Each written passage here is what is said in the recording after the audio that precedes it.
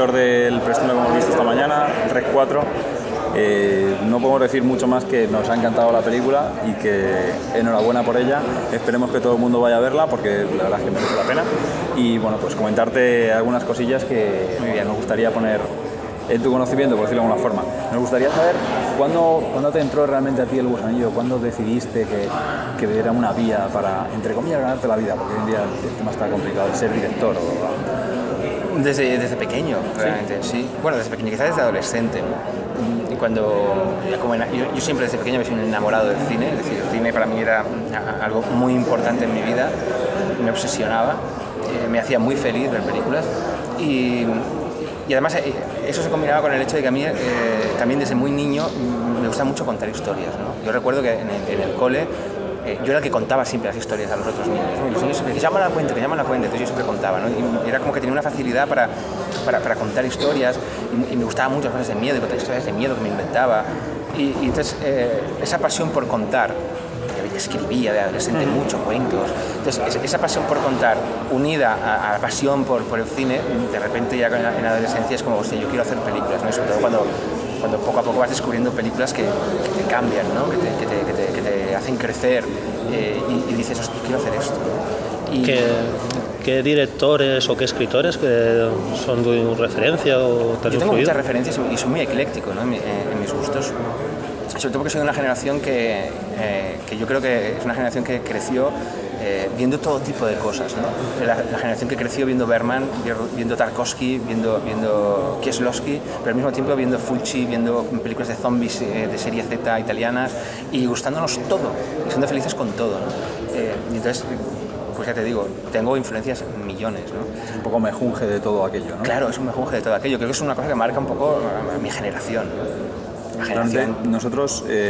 bueno, pertenecemos, somos del baúl de Kubrick porque rendimos homenaje, en este caso a un genio, desde nuestro modesto punto de vista. Claro. Y hemos hablado con Paco, hemos hablado con Manuela sobre qué experiencia tenían contigo como director, de cómo es Jaume Balagueró dirigiendo, ¿no? Y los dos han coincidido en lo mismo, y es que, entre comillas, él es capaz de ver. Él en su cabeza tiene muy claro lo que quiere, cómo lo quiere, y entonces hemos intentado pincharos un poquito, pero es tirano, es el Kubrick o sea, aprieta a la gente, y ambos han coincidido, no, tiene muy claro lo que quiere, pero no a costa de nuestro físico, por decirlo de alguna forma. Entonces nos ha llamado mucho la atención, primero, eso, que tengas tan claro cómo lo quieres en tu cabeza y que luego seas capaz de que todo el mundo, efectivamente, de que todo el mundo opine lo mismo que tú, ¿no? O sea, me parece un trabajo muy loable. Creo que es un poco la parte política del trabajo de la creación también, o de director, ¿no? Es algo que intento aplicar siempre en la vida también. Siempre intento conseguir que las cosas sean como yo quiero que sean, como todo el mundo en principio, pero jamás a partir del hecho de imposición, ¿no? El poder que a mí me da ser un director me permitiría imponer cosas, pero no es algo que esté dentro de mis principios. Lo que está dentro de mis principios es convencer, digamos, ¿no? Pues para mí lo importante es convencer, tener la capacidad de convencer para que todos vengan confluyan en lo que tú quieres hacer, ¿no? Entonces por eso digo que hay una parte política en ese sentido. Y entonces a mí lo que me gusta sobre todo es eso, es tener la capacidad de convencerlos a todos para que todos estén contigo en aquello que yo quiero hacer, ¿no? ¿Cómo surge la idea original de Rec? O sea, hemos visto un montón de entrevistas tuyas, hemos visto ante la pregunta de ¿la niña Meiro cómo aparece? Pues tomando un café con Paco Plaza, a ver cómo hacíamos, cómo le dábamos un empuje más.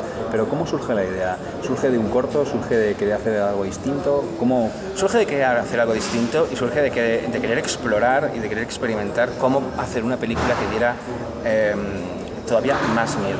Explorar la capacidad de aterrar de una película. Y eso, conectado con muchas referencias que teníamos y sobre todo con el mundo de la televisión, esa telerrealidad, esos programas de reportaje de callejeros, de Madrid Directo, vosotros conoceréis, etcétera, pues cómo eso lo podíamos utilizar para crear una experiencia de terror subjetiva, ¿no? O sea, ¿qué pasaría si en un callejero de pronto las cosas se torcieran y ocurriera algo aterrador? y aquellas personas quisieran seguir grabando. Entonces, a mí personalmente me encanta el principio de Rec 1 de cómo se hace tan natural las tomas falsas, cómo bajas mucho la tensión. ¿Esa idea de hacerlo fue porque teníais tomas acumuladas o ya lo teníais en mente? No, formaba parte del concepto, es decir, queríamos que todo fuera muy creíble y había que hacer algo muy verosímil. Para que fuera verosímil teníamos que hacerlo como si fuera como la realidad, claro. Entonces lo que nosotros dijimos es, nosotros vamos a crear una falsa realidad y vamos a coger a una chica que además es una periodista o una reportera que está acostumbrada a hacer reportajes de este tipo, y vamos a decir que haga un reportaje con su cámara de esta realidad falsa que hemos creado. Es decir, queríamos un reportaje de verdad de una realidad falsa que íbamos a crear nosotros, ¿no? Es decir, el reportaje era de verdad. Cuando ella se equivocaba, cortaba, y cuando no estaba segura de si salía bien, pues lo preguntaba. Es decir, ella estaba haciendo exactamente lo que hacía cuando trabajaba en la televisión. Lo que pasa es que la realidad que ella estaba documentando no era una realidad real, sino que era una falsa que nosotros le habíamos creado, ¿no? El juego era ese. Entonces queríamos experimentar las posibilidades de terror subjetivo que eso daba y cómo conseguir que el espectador se implicase completamente en aquella historia y se sintiese que formaba parte de eso, ¿no? Que no era algo que sucede delante de sus ojos, sino que sucede a su alrededor, ¿no? Y entonces, eso es lo que quisimos, eso es lo que empezamos a diseñar y nos empezamos a ilusionar. Manuela nos ha contado que también tiene ella partes de terror real, porque no le contabas que ahora le va a aparecer tal zombie, vamos a sorprendernos. Tienes que ir de este punto a este punto y ya si eso ya te das cuenta de que te pasan cosas. Exacto. Había un esbozo de guión, había un guión muy simple, pero a partir de ahí nosotros preparábamos cosas en esa falsa realidad que ellos desconocían, ¿no? Y había una premisa, que es la premisa que era el motor de la peli, que era... pase lo que pase, nunca paréis de grabar.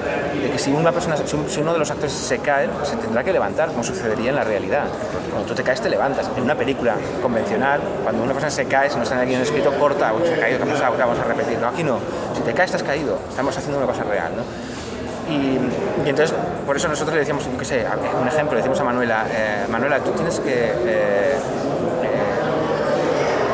seguir grabando, aunque el policía te diga que no grabes, tú sigues grabando. Como si fuera real, lo que haría una necesitamos que tú sigas grabando. Tal. Entonces, por otro lado, íbamos al actor que hacía de policía y le decíamos, tú tienes que conseguir que Manuela dejen de grabar, ¿vale? Entonces, es importante que lo consigas.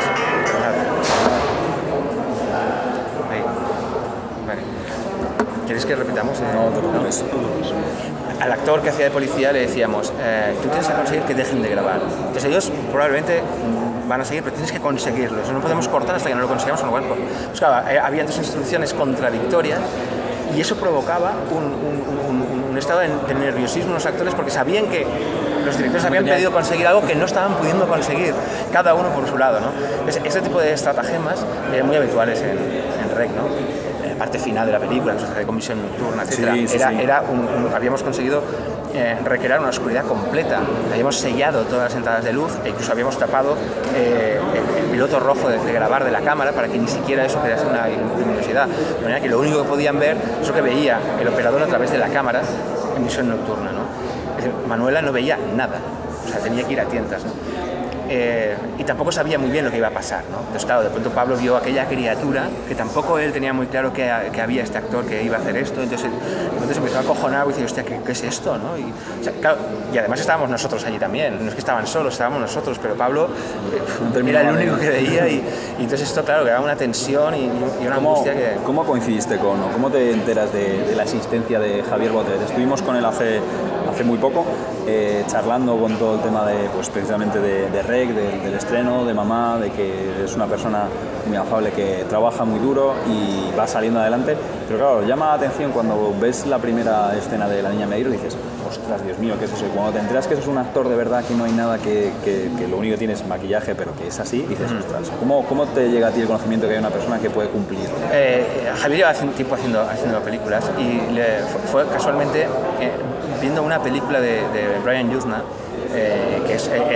Brian Yuzna había hecho películas, había producido Darkness, que es mi segunda película, entonces es muy amigo y tenemos muy buena relación con él, entonces él nos enseñó en un momento dado una película que había hecho, se llamaba... ¿cómo se llama aquella película? Bajo aguas oscuras o algo así, una película que hizo para Filmax, en la que aparecía Javier Botet haciendo una criatura de esta. Y entonces lo vimos y dijimos, ostras. Entonces nosotros con Paco ya teníamos muchas influencias estéticas de cosas que habíamos visto. como por ejemplo videoclips de Cunningham y a una estética así muy oscura, muy Sí, yo he visto inquietante. un corto tuyo de los inicios y tiene precisamente esa estética. Sí, había un vídeo concreto de Cunningham que se llamaba Rubber Johnny o algo así, Puede ser. que también es una cosa grabada en visión nocturna y también con una criatura atroz, con una hidrocefalia extrañísima, una cosa muy perturbadora. Entonces, claro, cuando vimos a la criatura que hacía Javier Ortega en aquella película, dijimos, ostras, con este cuerpo, ya le dijimos a Brian, ¿qué es esto? ¿Es un actor? Sí, es un actor y tal. Entonces, con las características de este cuerpo podemos recrear algo realmente perturbador, ¿no? Entonces fue allí donde Por curiosidad, ¿cuántas horas tardabais en maquillar a tardamos muchas horas. Muchas Javier. 5 o 6 horas a lo mejor? 5 o 6 horas, sí. Cada día, además. Cada día, porque cada día había que recuperar. Pero lo que pasa es que no fueron, evidentemente fueron pues, 3-4 días de rodaje con Javier, ¿no? Podemos saber si es factible, no lo sé. ¿Por qué Paco y tú, que seguís teniendo una relación muy buena, decide Paco llegar y decir, oye, ¿te importa? No sé, ¿te importa que yo rode la tercera pero la voy a rodar solo porque quiero darle... Es evidente que tiene un cariz distinto y Claro. es una temática distinta y incluso podríamos llegar a decir que incluso es un género distinto. ¿Vale? Sí, es terror, pero hay mucha parodia y mucho humor. Claro, también es cierto que no solo es un género distinto porque es una película que tiene el sello de Paco, que Paco Evidentemente. es valenciano, tiene ese espíritu fallero, claro, pero también es porque una de nuestras motivaciones siempre ha sido que cada nuevo capítulo de REC fuera distinta, había que reinventarse, digamos, ¿no? Y que cada peli de REC es casi otro género, ¿no? Fíjate que esta cuarta de pronto no es la película de terror puro y duro que es la primera, sino que es un survival de aventuras, de thriller, es un fin de fiesta, casi es un tebeo, ¿no? Sobre todo la parte final se convierte en un auténtico tebeo. Entonces cada uno es diferente, ¿no? Pero no fue esa la razón de hacer una película distinta, yo creo que fue una cosa muy práctica, es decir, en una reunión una vez con Julio Fernández, con el productor, pues surgió la idea de hacer 2 más, que sería la tercera y la cuarta, pero claramente condicionadas a que una la hiciese Paco y otra la hiciese yo por una razón.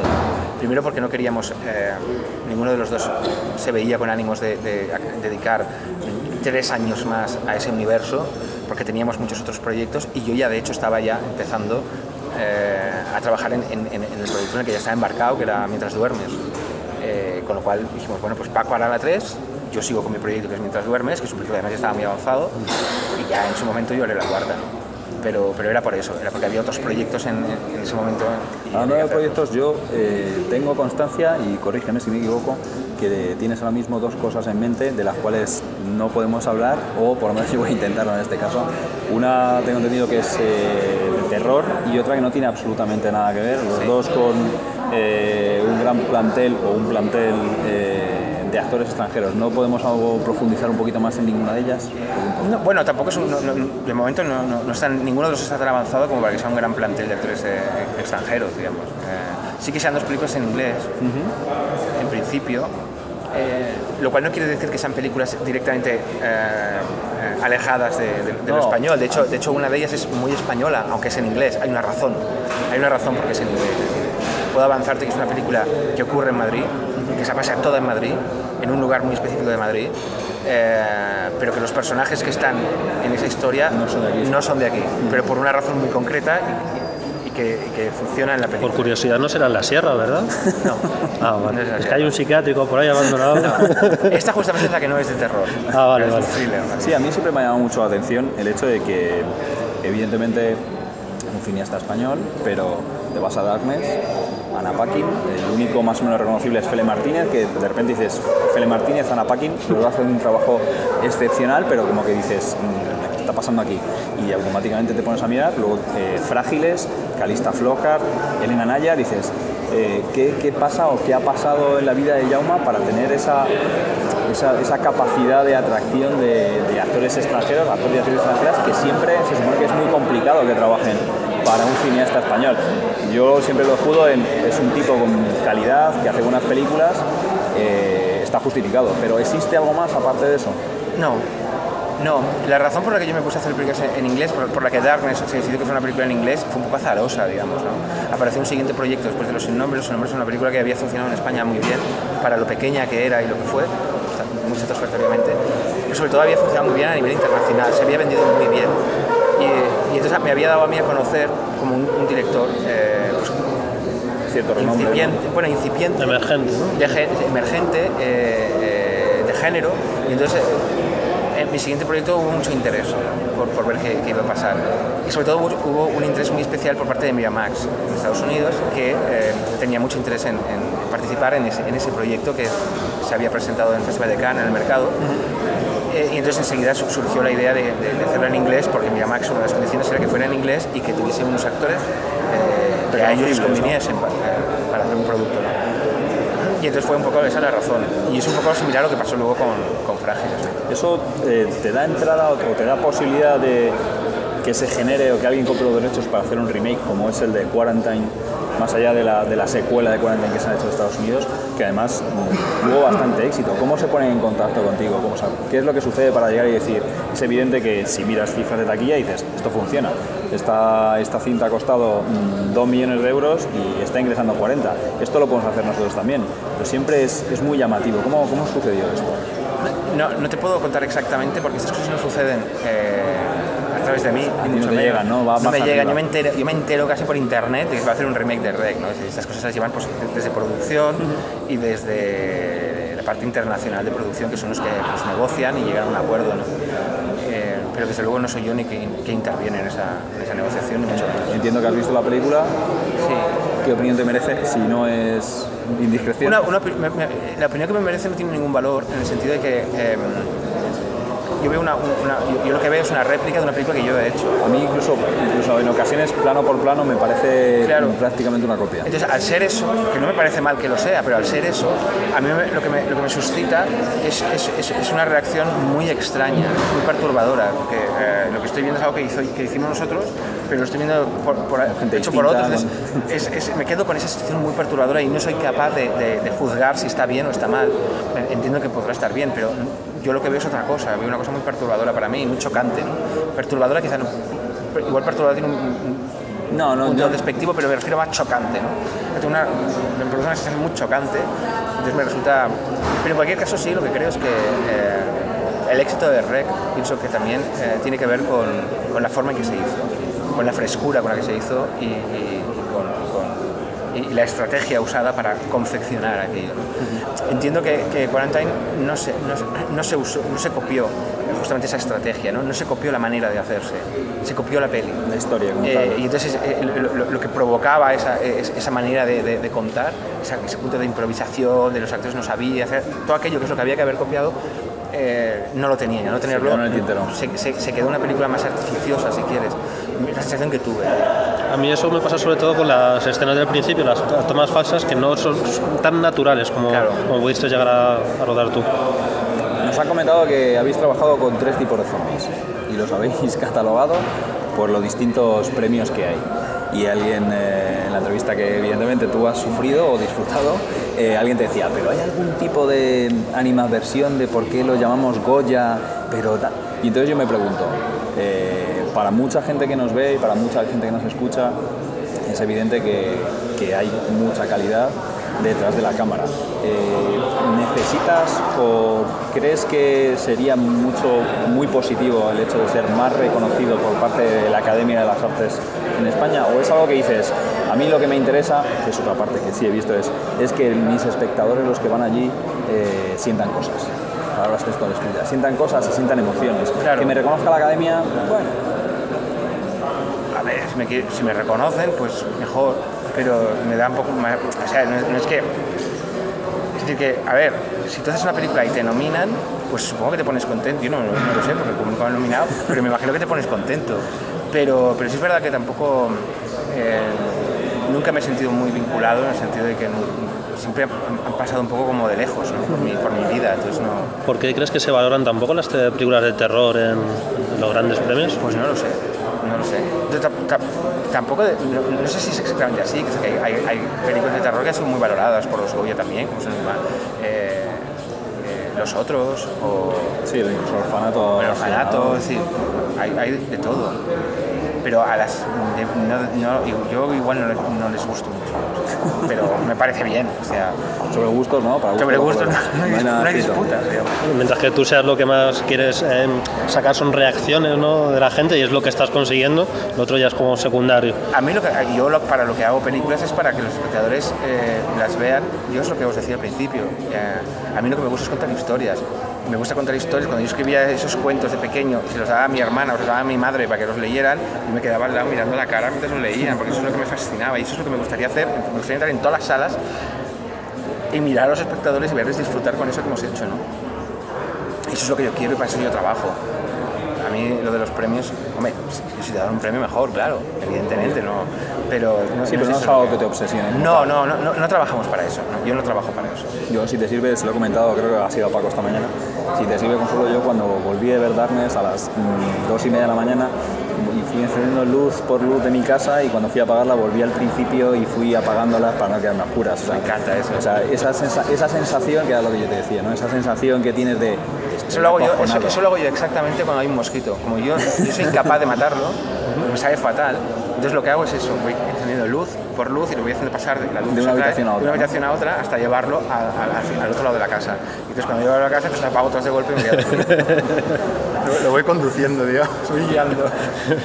No sé si conoces a James Wan, que Sí. director de Insidious y demás. sí. Hay ciertas corrientes que él a nivel, es el director malayo, a nivel, sobre todo está trabajando mucho en Hollywood. Hay ciertas corrientes que lo denominan, igual que a ti, como el reinventor de las películas de terror. Es decir, ha habido como una larga travesía del desierto en la cual no se han hecho películas de relativa calidad y el resurgimiento de este género, en parte, hay gente que dice que se debe a él y se debe a ti. ¿Has visto películas suyas? ¿Qué opinión te merecen? Sí, pues mira, a mí curiosamente me parece un director muy interesante. Hay algunas películas suyas que me han gustado más que otras. Las que más reconocimiento tienen no son quizás las que más me han gustado. Fíjate que la que más me ha gustado, que me fascinó, era una que, ¿cómo se llamaba esa película? Que era una de un muñeco. El silencio desde el mal. El silencio es el mal. Me pareció maravillosa esa peli, porque me pareció puro género, ¿sabes? Y me gustó muchísimo. Y en cambio no fue nada reconocida ni nada No, de hecho apreciada. yo creo que no se llegó a estrenar en España. Yo la tengo en DVD, pero yo creo que no se llegó a estrenar. Y es una excelente película, muy Sí. interesante y muy inquietante, digamos. Sí, sí. De hecho, ahora ha estrenado hace poco Anabel y también juega con el tema del muñeco y demás. Esta no la vi, Anabel no la vi. Yo todavía no he podido ir a verla, pero vamos. Para acabar, nosotros pertenecemos, como le hemos dicho, al baúl de Kubrick. ¿Qué película destacarías de Kubrick que digas, mira, esta es la que más me gusta de todas, o la que menos, o la que... No hace falta que te diga cuáles son, porque seguro que te las conoces de memoria. Sí, hombre, es un poco difícil de decir Es muy cuál- complicado cuál porque es cada la- una es tema distinto. la mejor. Hombre, a ver, 2001 me gusta mucho, por lo que me impresionó. Hace muchísimos años que no la he visto, yo era adolescente, la vi y me impresionó.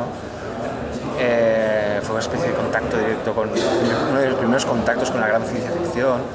El Resplandor, evidentemente, también, porque es una película de terror y es una película lo importante que es esa película en la historia del cine de terror mundial, ¿no? Pero quizás, si tengo que decir cuál es mi favorita de Kubrick, fíjate que creo que la que diría, quizás no es la más habitual en decir, pero es Lolita. Lolita, Lolita me fascina. muy buena opción. Me parece por otra parte. extraordinaria película. Y una- Arriesgada. Y una última y pregunta, ya especial. acabamos. ¿Qué es lo último que has visto en cine y qué nos recomendarías? Lo último que he visto en cine es Gone Girl, pues es Perdida. Perdida. Gone Girl. De Fincher. Y me gustó mucho. Sí. Siempre he comentado siempre que desde que la vi, que los primeros 10 minutos, de pronto no entendía el tono de la película y me parecía desastrosa. Y de repente, Cambia todo. en un instante cambia todo y la película me encanta, o sea, me pareció maravillosa. Sí, ¿Cómo puede ser que hay unos 10 continuos. minutos primeros que dices, pero ¿qué es esto? ¿Qué es esto? Y de repente esto es esto y es maravilloso y la película es extraordinaria y sí se la recomendaría. Pues hasta aquí la entrevista. Muchísimas gracias, Muchas chicos. gracias a vosotros. Ya me lo agradezco para todos vosotros. ¿Vale? Muy bien.